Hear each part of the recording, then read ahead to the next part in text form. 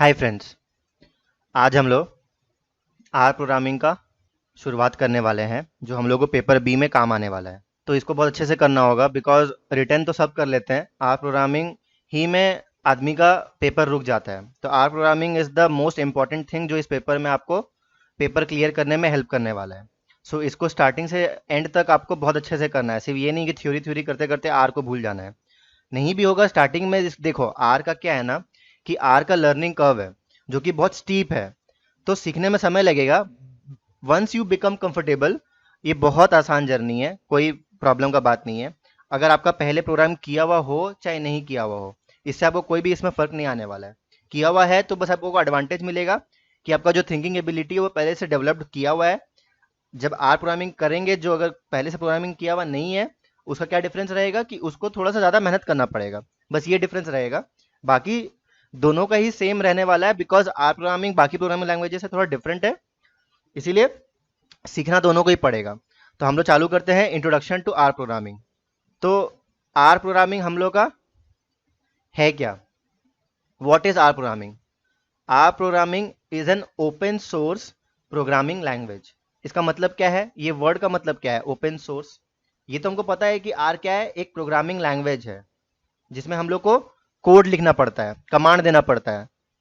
तो वो open source क्यों है? ओपन सोर्स का मतलब है कि इस प्रोग्रामिंग लैंग्वेज का जो सोर्स कोड है ना, वो फ्रीली अवेलेबल है। इसमें कोई भी कंट्रीब्यूट कर सकता है, इसीलिए तो ये आर जो प्रोग्रामिंग लैंग्वेज है वो क्या है हमारा, वो फ्री प्रोग्रामिंग लैंग्वेज है, फ्री सॉफ्टवेयर है ये हमारा। Because it is an open source programming language, इसीलिए फ्री है। बिकॉज इसका जो सोर्स कोड है, जो इसका कोड लिखा गया है, वो फ्रीली अवेलेबल है और उसमें चेंजेस, उसमें हम लोग कंट्रीब्यूशन भी कर सकते हैं। कोई भी इंसान आर में कंट्रीब्यूशन कर सकता है। क्यों कर सकता है? बिकॉज ये ओपन सोर्स प्रोग्राम है, मतलब ओपन टू ऑल। कोई भी कंट्रीब्यूट करो, कोई भी यूज करो, सिंपल इसका मतलब यही है। अब दूसरा पॉइंट क्या है? R is heavily based on the S language. So एक बैकग्राउंड देने के लिए कि आर कहां से आया है, तो एक लैंग्वेज हुआ करता था एस। जैसे हम लोग का आर है, वैसे एक लैंग्वेज है एस, जो कि कब डेवलप हुआ था? 1960s या 1970s के एरा में डेवलप हुआ था, जिसको एक्सटेंड करके ही आर बनाया गया है। तो ये जो आर लैंग्वेज है ना, ये एस लैंग्वेज पे बहुत ज्यादा बेस्ड है। मतलब एस लैंग्वेज जैसा था पहले, वही आर को थोड़ा मॉडिफाई करके बनाया गया है, उसका नाम दे दिया गया आर।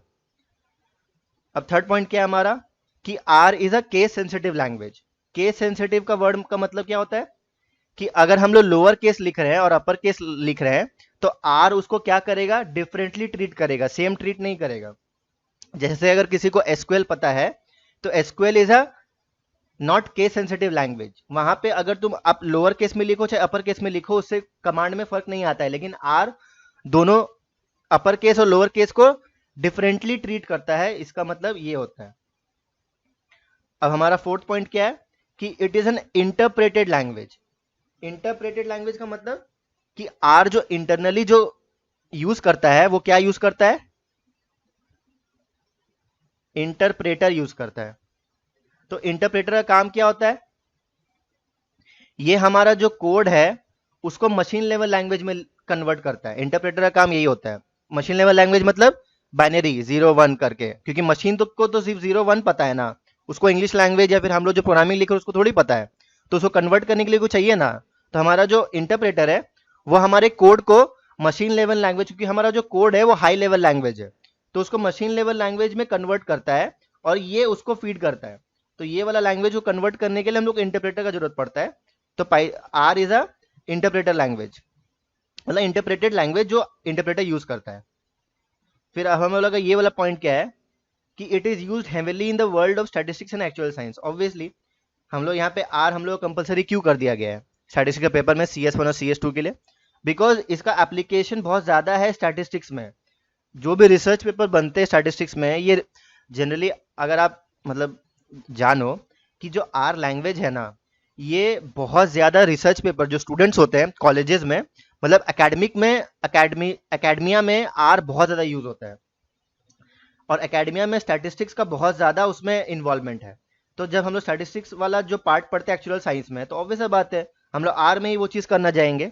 तो इसीलिए इसका इंपॉर्टेंस आर में बहुत ज़्यादा है। अब क्या है, अब हम लोग ये सब कुछ देख लिए कि आर क्या है, वो कब डेवलप हुआ था, वो किससे आया है। और हाँ, ये जो एस लैंग्वेज है 1960 में डेवलप हुआ, 1970 के अंदर डेवलप हुआ। और आर हम लोग का जब आया, R was available to the normal public in 1990s। इस एरा में हम लोग को आर अवेलेबल हो गया था। तो R is not a new language, मतलब रिलेटिवली न्यू बाकी सब लैंग्वेजेस से। अगर हम लोग बाकी सब लैंग्वेज सी प्लस प्लस ये सबसे कंपेयर करेंगे तो नया लैंग्वेज है, लेकिन फिर भी उतना भी नया नहीं है कि 2005 ऐसा आया है। ये 1990 से आ चुका है, लेकिन इतना फेमस, इतना पॉपुलर नहीं हुआ था। धीरे धीरे ये पॉपुलर हुआ है because of its various features, जो हम लोग धीरे धीरे देखने वाले हैं आगे वाले वीडियोस में। अब हम लोग देखेंगे कि जनरली हम लोग क्या है, आर क्या है, प्रोग्रामिंग लैंग्वेज है, लेकिन हम लोग अपना कोर्स में आर में प्रोग्रामिंग नहीं करेंगे, बट इंस्टेड किस में करेंगे, आर स्टूडियो में। तो अब सर ये आर स्टूडियो क्या है, अब आर स्टूडियो क्या है वो हम लोग नेक्स्ट स्लाइड में देखने वाले हैं। So what is R studio? R studio is an IDE. ये आईडीई का मतलब क्या होता है?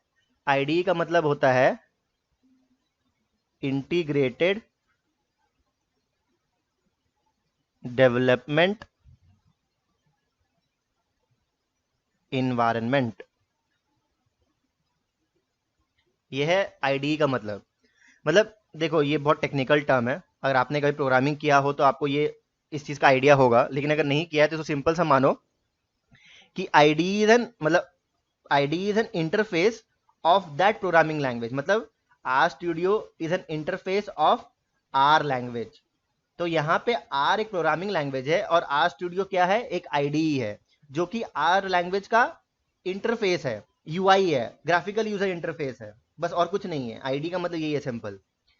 अब इसमें सेकंड पॉइंट क्या लिखा है, it is more user friendly interface which you will find easier to use. तो हम लोग आर की जगह आर स्टूडियो क्यों यूज करने वाले, बिकॉज ये जो आर स्टूडियो है वो एक ज्यादा यूजर फ्रेंडली इंटरफेस है देन आर का लैंग्वेज।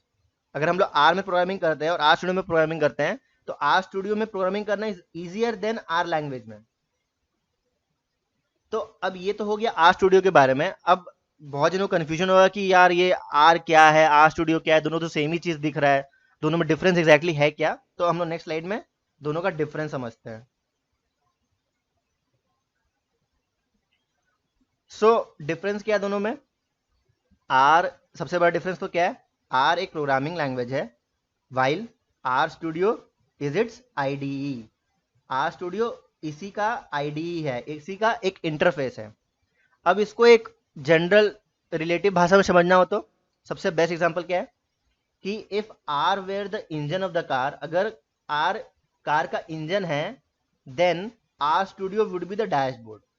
आई होप ये एग्जांपल से आपको डिफरेंस समझ में आ गया होगा, एकदम दिमाग में एकदम तुरंत घुसा होगा कि आर अगर इंजन ऑफ द कार है सपोज, तो आर स्टूडियो क्या है, कार का डैशबोर्ड है। सिंपल, ये सबसे बड़ा मतलब होता है ना रियल वर्ल्ड को रिलेट करके आर और आर स्टूडियो का डिफरेंस कोई आदमी अगर बोल सके तो ये है। अब एक चीज है कि अगर सोचेगा तो फिर आर का क्या जरूरत है, अगर जब हम लोग आर स्टूडियो में काम करने वाले हैं तो आर का जरूरत क्या है? तो भाई जब इंजन ही नहीं रहेगा तो डैशबोर्ड का क्या काम, तो वही वाला बात है।